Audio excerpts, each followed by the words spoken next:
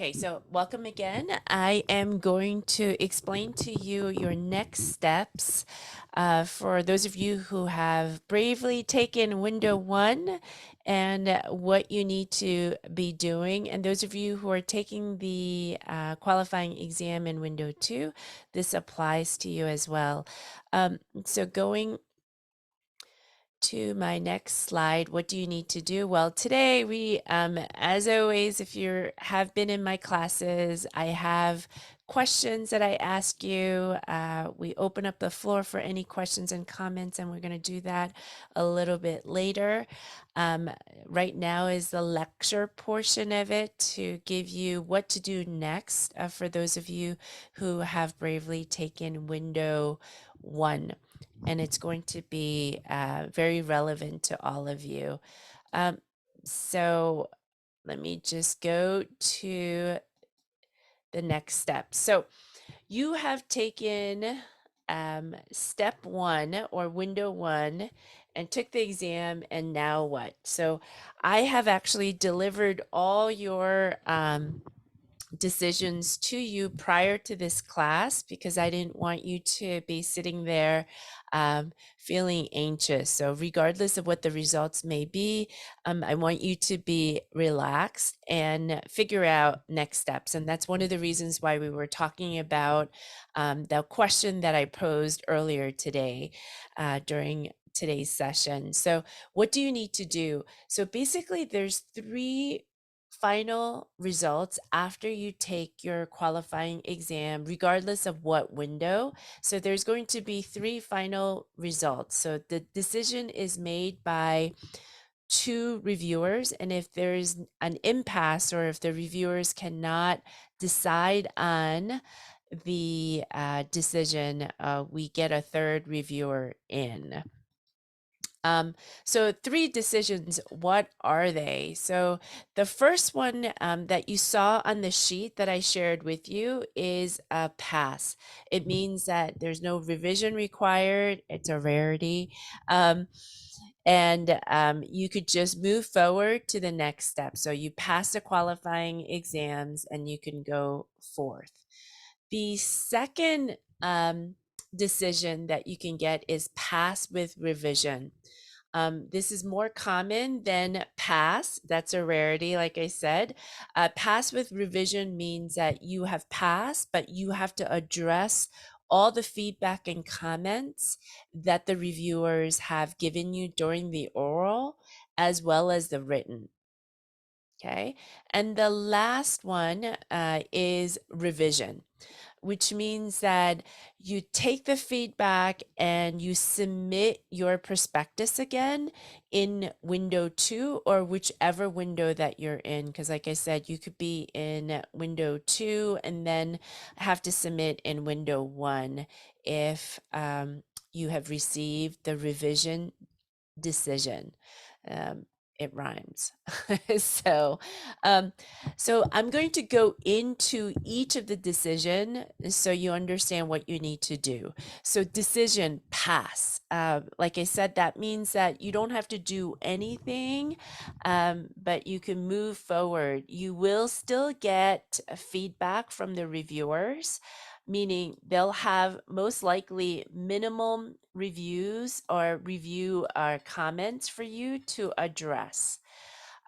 So the advice, if you do get this decision, is to make sure you review all the comments that is given to you by each of the reviewers.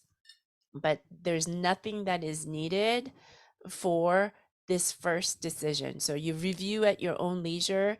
And then for the rest of the semester, if you are in window one, you're going to come to class two. For instance, there'll be some things that are applicable to you, for instance, meaning the IRB folks are coming in a couple weeks to talk about the next steps because after you have your proposal, defense, qualifying exam, etc., you will have the option of, and of course, if you're doing your dissertation, you have to submit to the IRB. So there'll be relevant information in the class throughout. And like I said, I'll design the class to ensure that there's points in the classes that are relevant to you, because I hate to waste time. And I know this is a new format because we only had one qualifying exam. Right now we have two, so you have to bear with me in terms of redesigning the class to ensure that it meets everyone's needs. The next decision, which is a common one, the next two ladder decisions are the most common ones. The revision one, the pass is very rare. It means nothing is needed. You are moving forward. Decision pass with revision is what it means. You have to address all the feedback, all the comments, and things that you have received from your oral exam. And how do you do this? Well, I have a system for you because I need for you need to submit your revision within the next 2 weeks.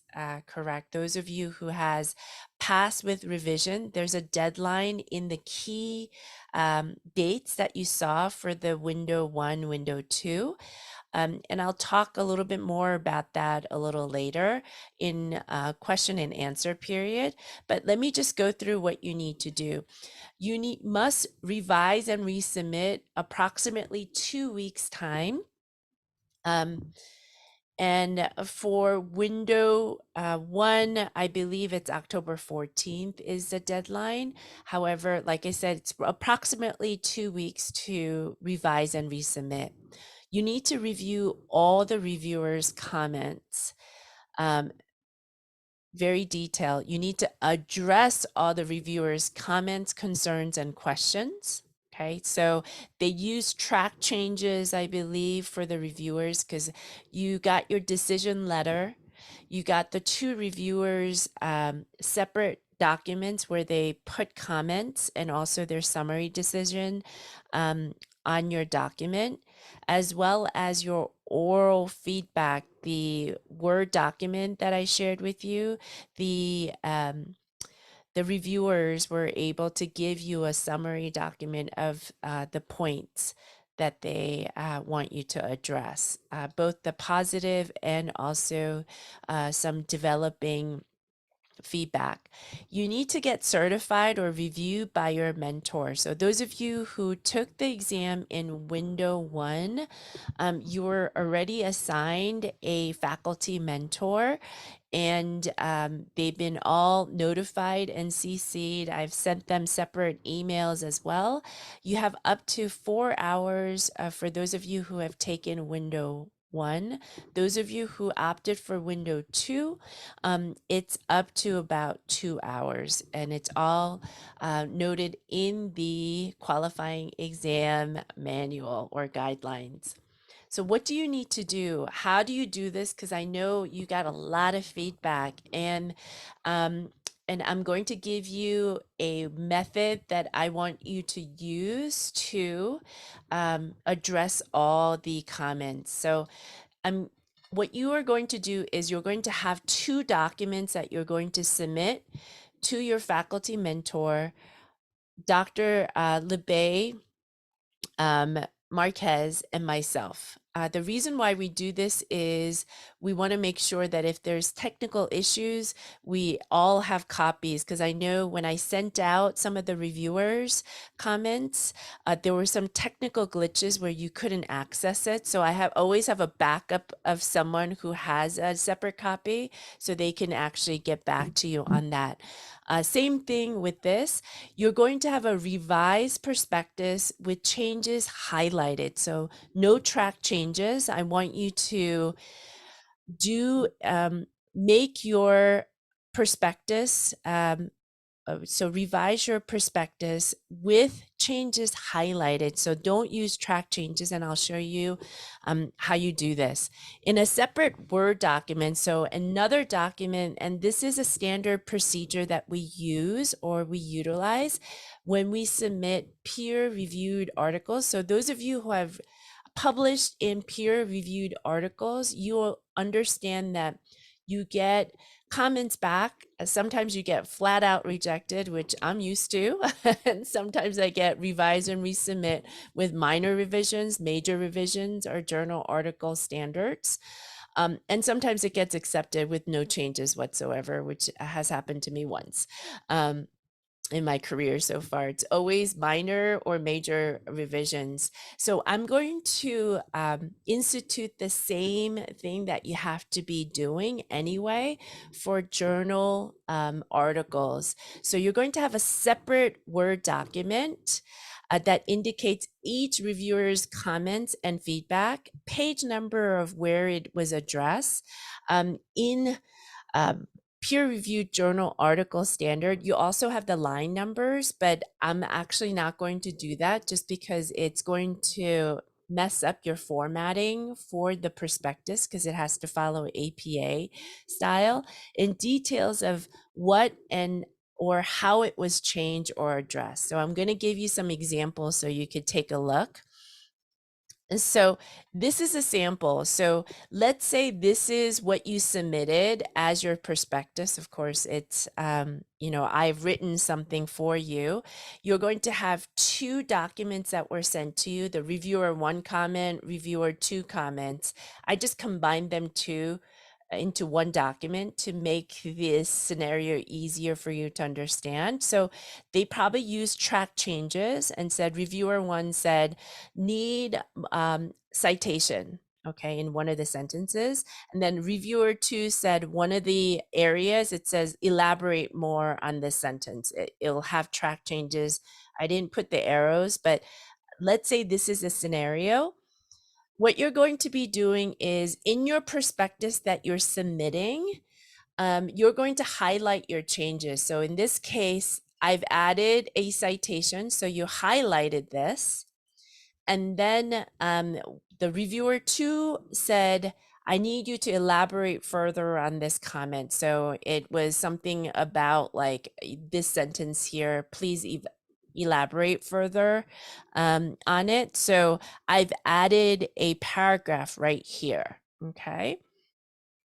So you're going to do this throughout your document. So systematically going through each of the reviewer's comments and then making changes. So you're going to have two documents open. You're going to create one document. This is a new document that you're going to open up. Reviewer 1, you're going to write down what the comment was, citation needed. So page 1, citation, and then Smith et al. 2022 was added. So that's what you did. And then reviewer 2, elaborate more. So that was a direct feedback that you received. Page 1 added a sentence. In this case, I added a paragraph. So this is what you added. So this allows you to go back and systematically address all the comments, because one of the things that I know as being your reviewer for over the last 2 years on the other end is the fact that sometimes you miss some of the reviews that I have provided or other reviewers have provided because you were in a hurry. So this is going to systematically show that you have addressed every single feedback that you got from the reviewers, or reviewer 1 and reviewer 2. So you can go by like reviewer 1 and then page 1 and then reviewer 2, or you can go all reviewer 1, all reviewer 2, and then systematically show where you have added. So as you can see, and I'll share the screen with you. You should have two documents open. One document that is reviewer's comments address. So it's a separate Word document that shows how you went about making the changes. And the other one is actual document like this one where you have added the things and you have highlighted. So this allows the person who's certifying and also me double checking whether or not you've done it. It allows us to go back and make sure that you've done it. So, and it takes a long time. However, it's a really good method to go back and address every single question that they have addressed.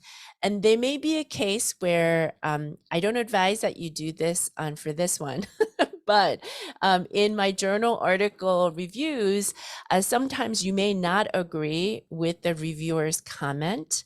So you can actually respectfully um, do something else, but also mention why you did not follow that feedback. If you feel very, very strongly about the fact that you have seen it in the literature. So, for example, let's say I am with Korean American elders on aging population on the field, and I know that the reviewers, from their comments, I know that they have never worked with this population, and the literature says something otherwise, then I would advise that you would do so. But like I said, you have to have a good argument for it. So I want you to just systematically go through it. And this will allow you to show that you have addressed everything and you are in the clear. Okay, so if you have any other questions, I'll let you know. But that's the approach that I would like for you to follow. And there's going to be a Canvas portal for those of you who have gotten this decision to submit by the deadline. So I have a record of it in the classroom if anything, crashes, for instance. Okay. So the decision of revision, basically what you need to do for the revision is this.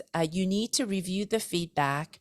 I advise that you do the same thing as pass with revision, to go through it systematically to make sure that you address all the feedback that you've gotten from your reviewers, because you have the benefit of getting all the feedback from the reviewers.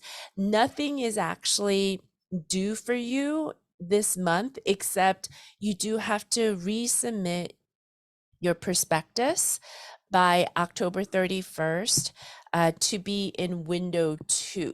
And then go through the qualifying exam again with the oral test exam again. Okay, so so that's the feedback, and let me stop sharing.